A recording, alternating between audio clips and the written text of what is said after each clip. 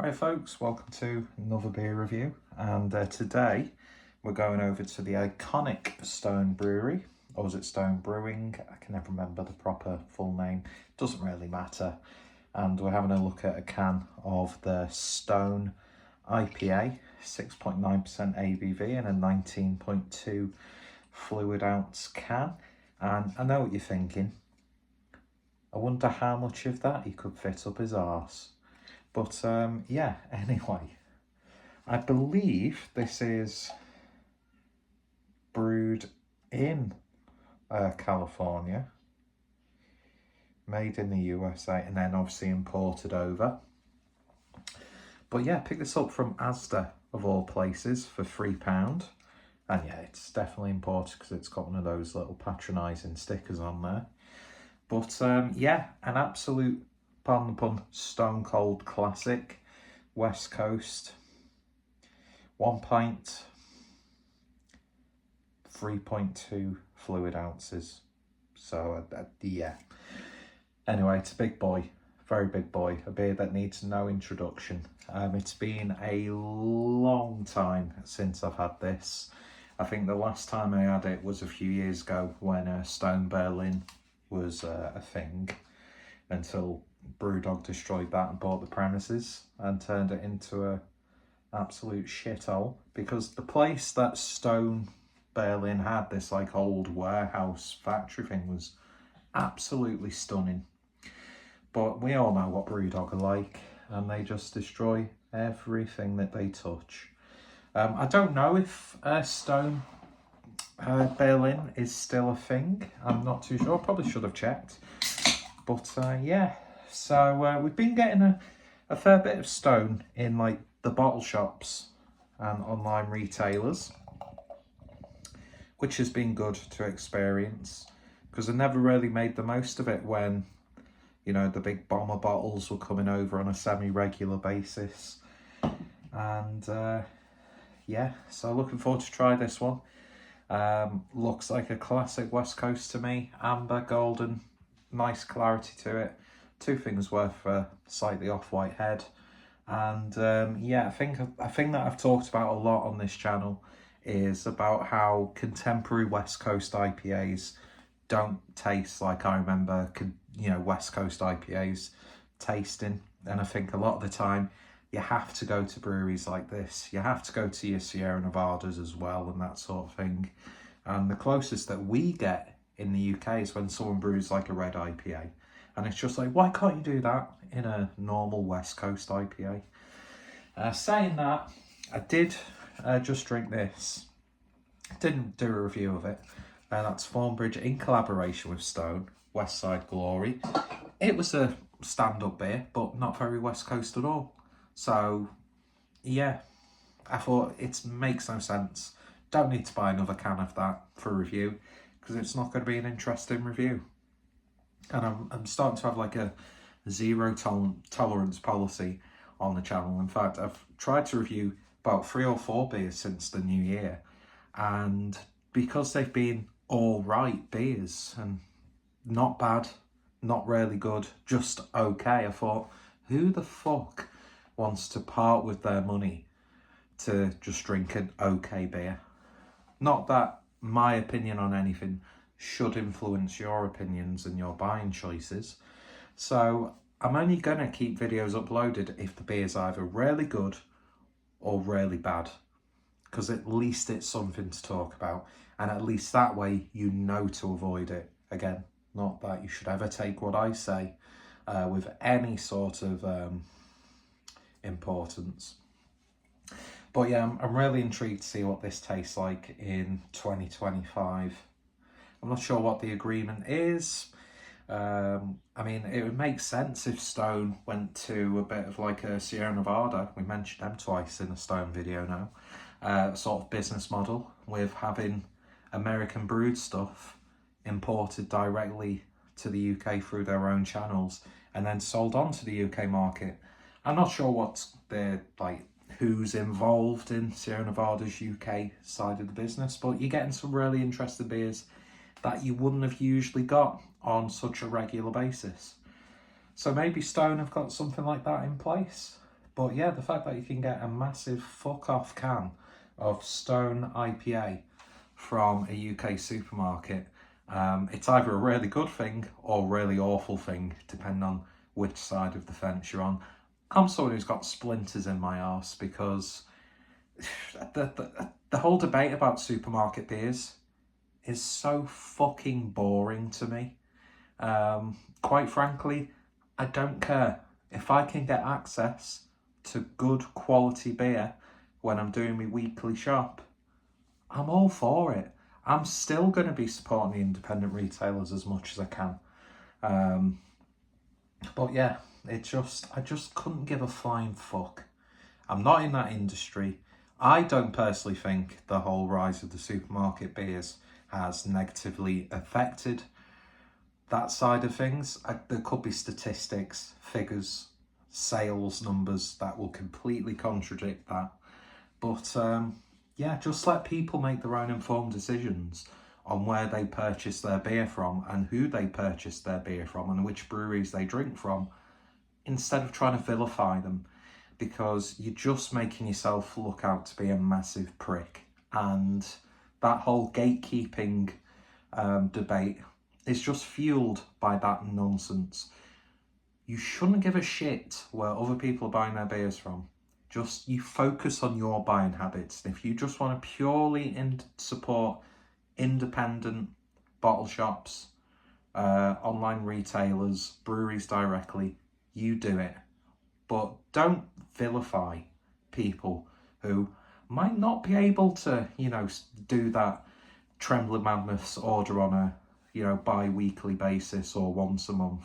Sometimes people just want good drinking options that they can pick up while they're getting a few bits and bobs at one of the local supermarkets. If it's bad, you try it, you don't buy again. If it's good, buy more.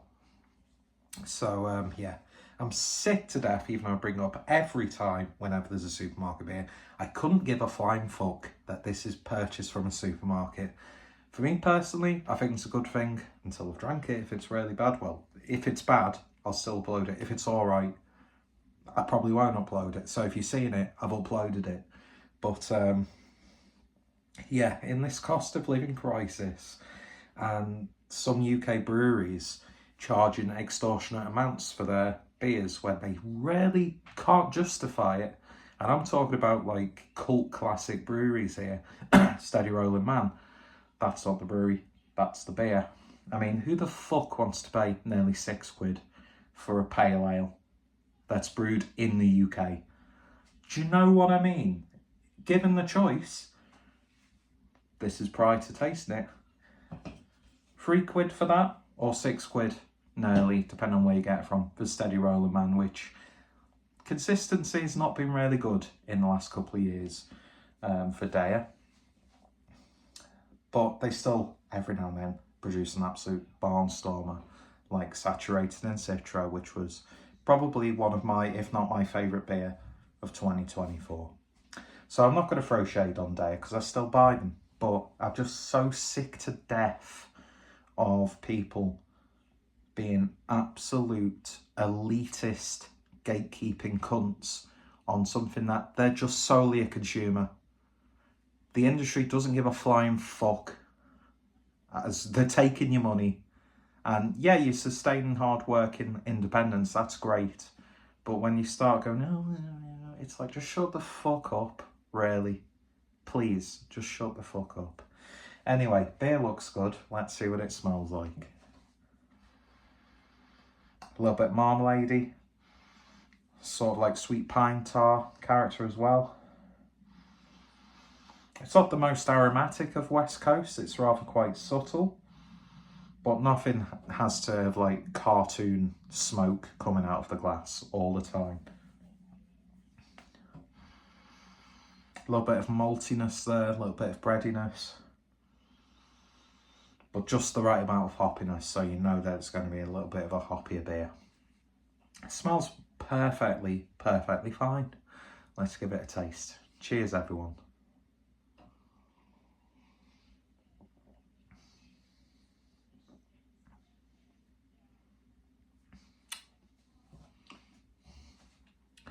For £3, that's a beer that I could go back to. Is it the greatest West Coast you'll ever try? Probably not. It might not even taste anywhere near as good as it used to. Maybe the recipe's changed, or I don't know. I can't make those assertions or assumptions. But you get a really nice grapefruity bitterness.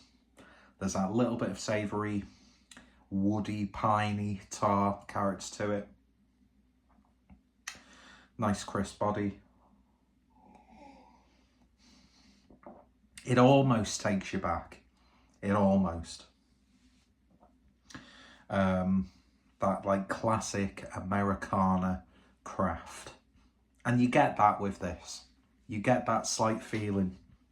But, like I said, there's much better West Coast IPAs out there. But the fact that you can get this, that much beer, for like £3 in Asda, from a classic brewery that, yeah, they've made questionable business decisions over the years, said they never get into certain like industries, but they made a hard seltzer, even though they were quite against that initially. Do you know what I mean? They're not perfect, but then again, sometimes you have to swallow it and just produce what is going to sell for your longevity. And I don't mind a hard seltzer every now and then.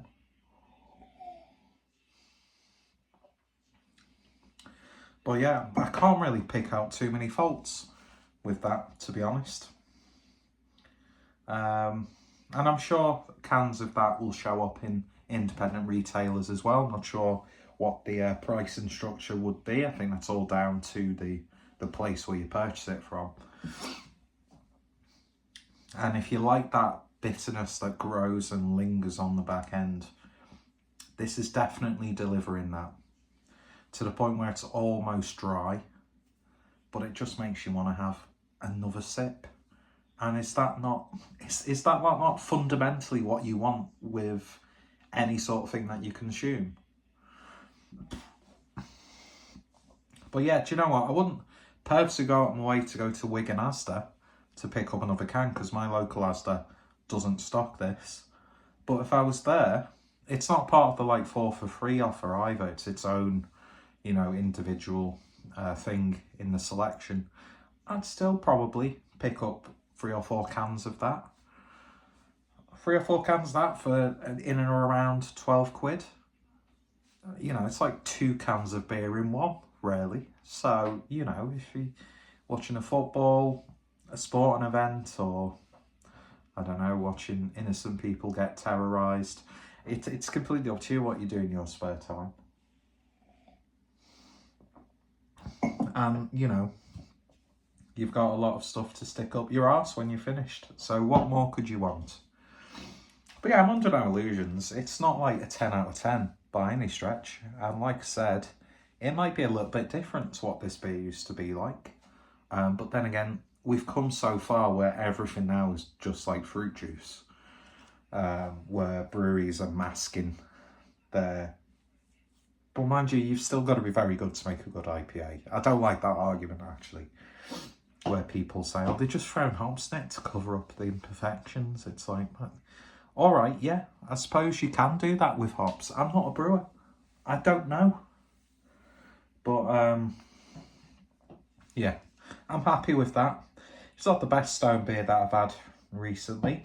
Ruination. Was it Ruination or Ruin 10?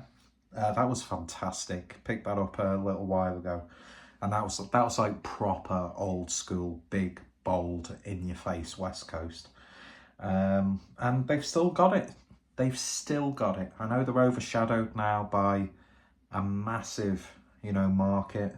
But yeah, I just can't believe that you can get something like that for £3, and I think it's worth every single penny. But at the same time, if you see some stone beers arrive at your local bottle shop or online retailer, I'd say go for them as well, because you're going to be... The 20th, was it the 28th anniversary? Or 20th or 18th anniversary? Whatever their anniversary IPA was, that was a bit all right. But yeah, it is what it is. So there's not enough there to completely take you back, but there's enough there to give you those small memories of what like the IPA used to taste like. But thankfully, you know, things change, although we seem to have been stuck on the hazy IPA stuff, which, although it's probably one of the most common beer styles that I consume, gets a little bit boring. So this, you know, will shake that up. And I know for a fact that this isn't the best can that I could have picked. Who knows how long it's been on the shelf, but it's still damn good. And I would buy it again. I just wouldn't go out my way, you know, straight away to pick up another can. But if my local Asda started stocking that, I'd put that in, as well as whatever interesting for free beers are available. Anyway, if you tried it, let me know your thoughts, opinions down below. I think I came across a bit of a prick in that little rant that I did, but I don't care. And yeah, Stone IPA, 6.9%. It's got a bit of oomph to it, which I like. So you're probably going to take your time a little bit more than you would. And yeah, they've still got it. They really have still got it. Even though you don't really hear too many like American beer drinkers, especially on like Instagram or YouTube, talk about Stone that much. But I think they should, because I think they've still got a good, solid and well-brewed selection of beers for you to try. Anyway, that's it. Link in the description. And yeah, thank you for watching. You all take care, stay safe, and I'm going to pour the rest of this out, and I'm going to well and truly pull my arsehole with this can. Bye.